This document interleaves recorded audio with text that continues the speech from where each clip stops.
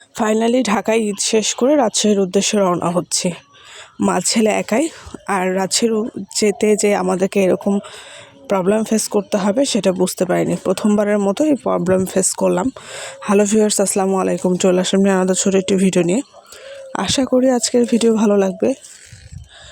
ভালো লাগলে অবশ্যই লাইক শেয়ার কমেন্ট করবেন। তো এই তো সকালবেলা ঘুম থেকে উঠে রেডি হচ্ছিলাম। রাত্রে সব কাজ গুছিয়ে রেখেছি, বাকি কাজগুলো সকালে গুছাচ্ছিলাম, যেহেতু আমাদের 10:30টার টিকিট। এরই মাঝে কাউন্টার থেকে ফোন দিয়ে বলে ওদের বাস নষ্ট হয়ে গেছে, এসি কোনো টিকিট নেই, নন এসিতে যেতে হবে। আমি তো নাছোড়বান্দা, আমি নন এসিতে বাচ্চা নিয়ে যাওয়া সম্ভবই না। পরে লাবিবাবু বের হয়ে অফিসে চলে যাচ্ছিল, আর আমার তো ধরেন যেটা মাথায় ঢুকে সেটা করতেই হবে। আমার এখন বাসায় আসতে হবে, মন ছুটে গিয়েছে। আমার ছেলেও তার নানি বাসায় আসবে, কাম্মির কাছে আসবে। পরে কি করার, আমি লাবিবাবুকে বললাম আমরা কাউন্টারে যাব, টিকিট না পেলে আমরা বাসায় চলে আসবো, তবু আমরা কাউন্টারে যাব। ওখান থেকে টিকিট পাইলে আমরা রাজশাহী চলে যাব। যে কথা সেই কাজ। কাউন্টারে আসার পরে দেখি দেশে টিকিট আছে, পুরো বাস ফাঁকা। কি আর করার, দেরি না করে টিকিট কেটেই তো বাসে উঠে গিয়েছি। আর ঢাকার এই কুড়িল বিশ্ব রোড থেকে শুরু করে এই রাস্তাগুলো আমার কাছে এত ভালো লাগে যা বলার বাহিরে। যাই হোক, আমরাই তো বাসে ওঠার পর বাস ছেড়ে দিয়েছে, লাবিবাবু গুলশানে নেমে গেছে। আমি আর লাবিব যাচ্ছিলাম, আর আমার ছেলে দেখেন কত খুশি আর কত দুষ্টামি করতেছে। সে নানু বাসায় এখন একটু বোঝা শিখেছে, নানু বাসায় আসার কথা শুনলে সে খুশি হয়েছে। তো ও চিপস খাচ্ছিল আর আমি বিস্কিট খাচ্ছিলাম, যেহেতু সকালে আলু পরোটা বানানোর পরেও খাইতে পারিনি। ওইটা যখন শুনেছি টিকিট ক্যান্সেল হয়ে গেছে, তখন আসলে মাথাটা ঠিক ছিল না। কার কার সাথে এমন হয় অবশ্যই কমেন্ট করবেন। বাবার বাসায় যাওয়া বলে কথা, বাবার বাসায় যাওয়ার আগ মুহূর্তে যদি এরকম কোনো কথা শোনা হয় তখন কার মাথা ঠিক থাকে বলেন। যাই হোক, এই তো রওনা দিয়েছি। আলহামদুলিল্লাহ খুব ভালোভাবে এসেছি, যেহেতু পুরো বাসটা ফাঁকা ছিল। আর ঢাকা মানে জ্যাম, যতটুকুই হোক মোটামুটি কম বেশি মানে তুলনামূলকভাবে জ্যাম ছিল। তবে তারপরেও আসতে কিন্তু কোনো কষ্ট হয়নি। আমরা সেতুর উপরে উঠে গিয়েছি। লাবিব পুরাটা রাস্তা পাশের সিটে ঘুমিয়েছিল, আর আমি বসাচ্ছিলাম।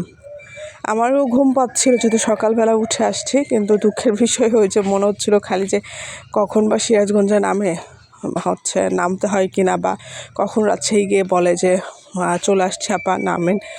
তখন ঘুম থেকে উঠতে খুব কষ্ট হয়, যার ফলে ঘুমাইতে পারতেছিলাম না টোটালি।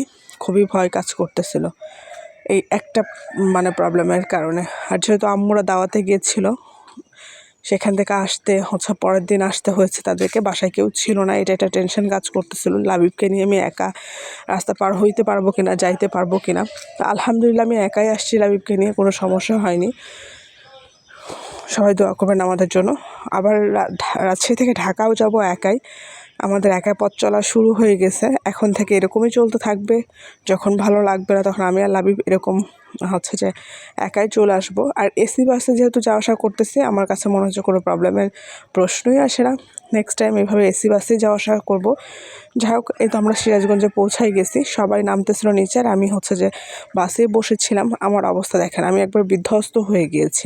একটা টেনশন, যেমনভাবে ছিলাম সেভাবে বের হয়ে আসছি। রেডি হওয়ার কোনো ড্রেসটা পরছিলাম, যেহেতু নন এসিতে যদি যেতে হয় সুতির ড্রেস ছাড়া তো যাওয়া সম্ভবই না, যার কারণে যেভাবে ছিলাম সেভাবে বের হয়ে আসছি।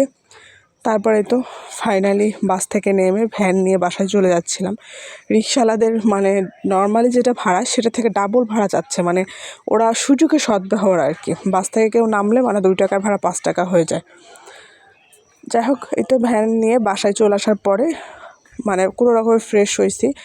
আর এই তো আমার ছেলে আয়াজের সাথে দুষ্টামি শুরু করছে, তাকে ঘরে রাখাই যায়নি। আমি যে একটু রেস্ট নেবো সেই সুযোগটাও পাইনি। যাই হোক, আজকের এই ছোট্ট ভিডিওটা এই পর্যন্ত শেষ করছি। দেখা হবে, কথা হবে নতুন কোনো ভিডিওতে। যদি ভিডিওটা ভালো লাগে অবশ্যই সাপোর্ট করে সাথে থাকবেন, এবং কে কোথা থেকে আমাদের ভিডিওগুলো দেখছেন অবশ্যই কমেন্ট করে জানাতে ভুলবেন না। নেক্সট আবার সুন্দর সুন্দর ভিডিও আসতেছে, সেই পর্যন্ত ভালো থাকবেন। আল্লাহ হাফেজ।